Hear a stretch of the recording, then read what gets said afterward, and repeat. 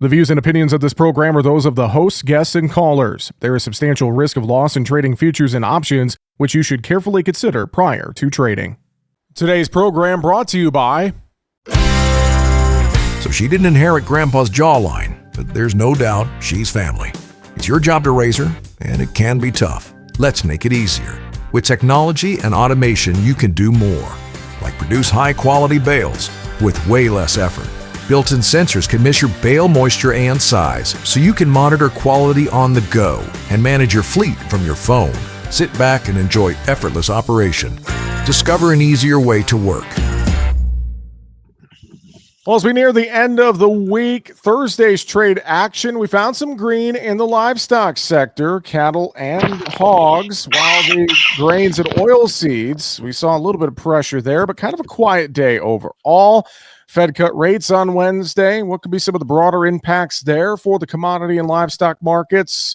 A lot to unpack, a lot to talk about. Joining us now, Brian Doherty, Senior Market Advisor with Total Farm Marketing. And Brian, good to talk with you again, sir. Hope you're having a nice week and a, I guess, less uneventful day on Thursday. Quieter trade action, kind of chopping around, it feels like a little quieter, bit. almost too quiet on our end. But yeah, farmers are getting ready to get in the field or are in the field, so it's go time.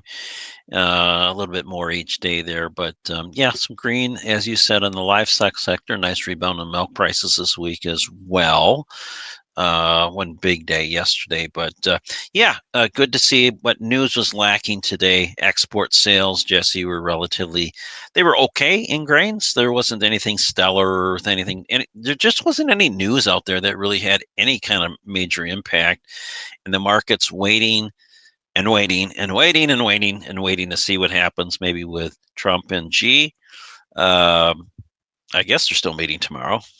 Yeah, as far as I know, they're meeting on Friday. But that's a good point to bring up here. It just seems like the market's waiting for news, whether it's the China situation, whether it is yield results more. It just feels like that until we get something to move the markets one way or another, we're just kind of waiting right now. And that's it's hard to do sometimes. And if you look at the corn market, the way that it looked yesterday morning early on, some real strength and looking like we're going to fill that gap and really, maybe marching somewhere, concerns with continued dry weather and how the crop is drying down and rust and good export pace, and the market just kind of sagged.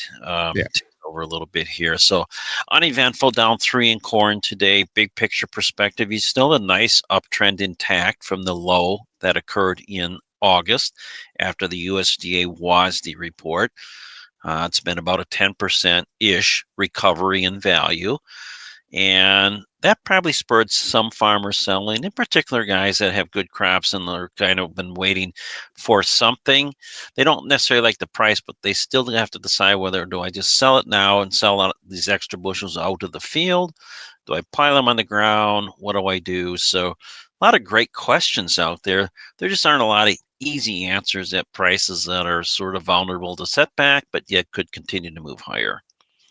Is it something, have you fielded many questions? I know a lot of producers, they're focused on this harvest right now, obviously, and they're maybe looking at D's 25 corn or Nove 25 beans, things of that nature. But have you fielded thoughts and conversations on maybe looking out to some of the carry in these markets, maybe looking out to some summertime contracts, things of that nature? I mean, talk about that, because I know there's still a decent amount of carry out there, Brian. Well, there is. And as a farmer, you're always looking for an angle, right, or an opportunity, or you should be, right? You get busy and you forget sometimes to do that. And that's a great point, because there is carry in the market. When you look out to July, we've been toying around the 460 mark on the board. Not a great price, but again, much better than where, let's say, December and September were recently trading under $4, right? So there is carry in the market. You've got the same thing in the soybean complex. You've got some good carry in the wheat complex. All of them have carry. So not untypical to see that when the market is in an inversion or a carry market, which means bigger supplies. A year ago, a couple years ago, there are some real strong inverted markets there. There you really want to be more selling in the front months if you're going to store.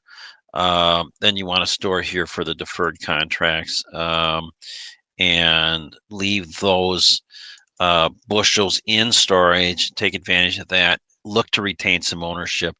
But carry is one of the elements out there, right? There's a lot of things that could change in the year ahead. So the preparation for those changes is also very important. Anything you brought up wheat? I know we've seen some revised Stats Canada numbers this week, things like that. Sounds like Russia's selling more wheat in Europe, et cetera.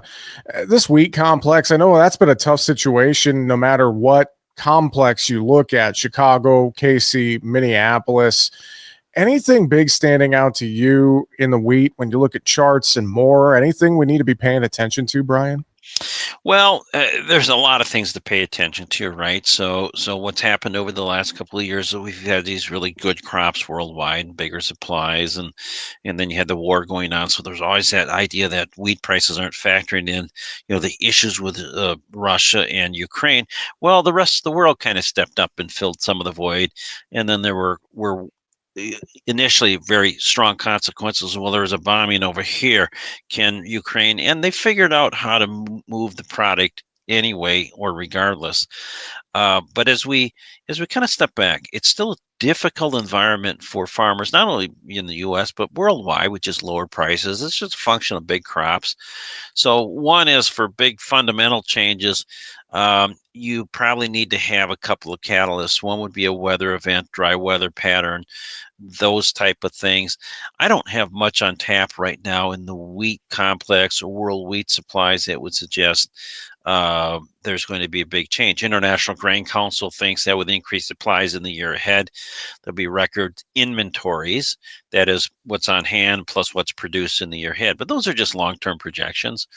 Market movers will be weather. Demand is, I think, solid in all market fronts because commodities are cheap and demand hasn't had that. That's a catalyst. When sometimes prices move higher, demand has to come in and scoop it up. There hasn't been a reason for demand to come in and secure inventory. Then you've got politics, you've got things going on like tariff and all this type of stuff. But big picture, I would just, as a farmer, I'd be very cognizant of different pricing scenarios.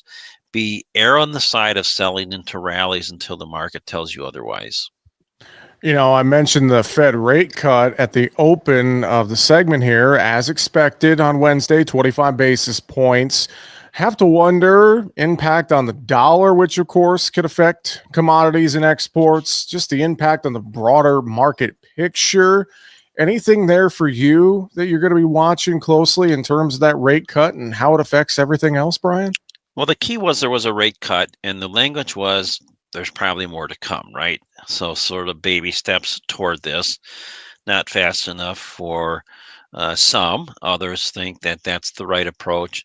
But the dollar reached its lowest level in 3 years, since 2022.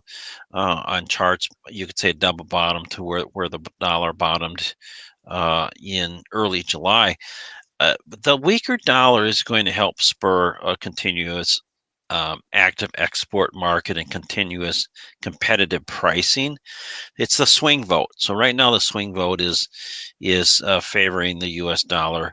Uh, Now it's just a matter of whether or not end users have to aggressively pick up the pace and buy, or if the world continues to do basically what we've seen this last year, was pretty much buy as needed, buy as it just a time inventory approach. How about over in that livestock complex? You mentioned the dairy market a little bit. You want to expand on that? Just some of what you're watching in dairy trade this week, Brian. So we're watching product prices. Butter still looks soft. Cheese rebounded.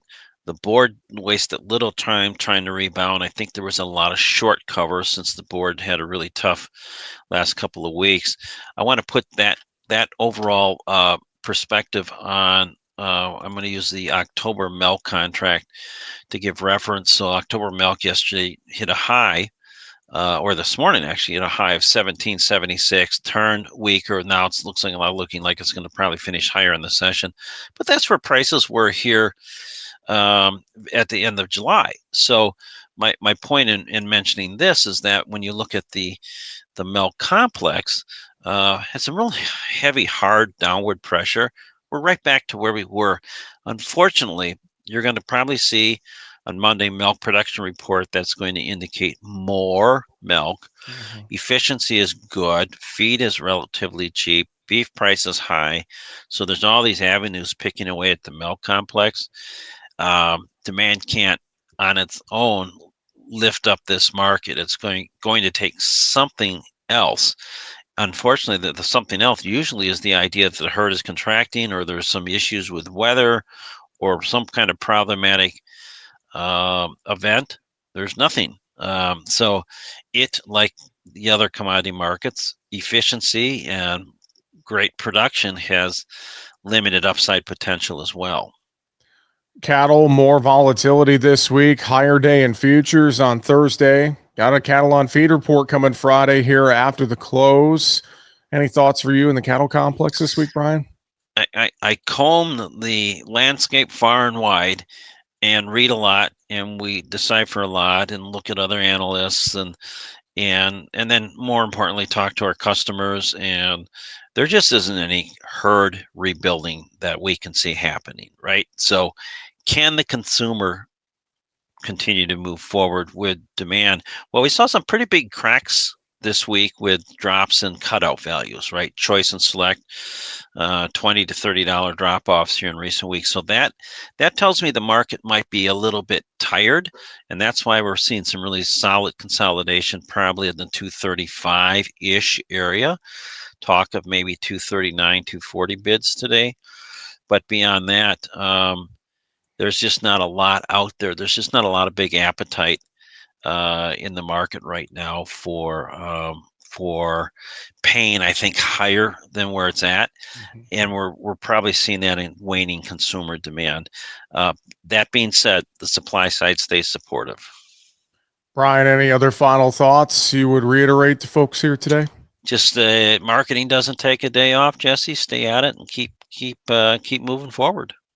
Well, I know folks can reach out to you, 800-334-9779, a phone call there at Total Farm Marketing or totalfarmmarketing.com as well. Brian Doherty, always good to hear from you, sir. Thanks for joining us on the show again this week, and have a great weekend. My pleasure. Thank you very much.